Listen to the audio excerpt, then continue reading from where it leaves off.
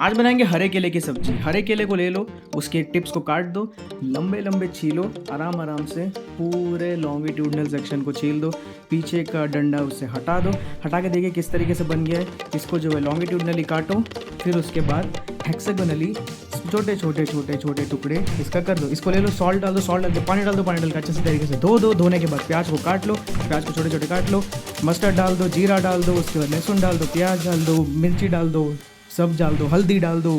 फिर उसके बाद अपने केले डाल दो, केले डाल के केले को जो अच्छी तरीके से मिलाओ, मिक्स करो, ढक्कन डाल के पकाओ सिम में। निकालने के बाद इस तरीके से सॉफ्ट हो जाना चाहिए कंसिस्टेंसी। उसके बाद नारियल डालो, नारियल को कैरमलाइज करो, कैरमलाइज करने के बाद बढ़िया तरीके से पकाओ और गर्म चावल के साथ खाओ।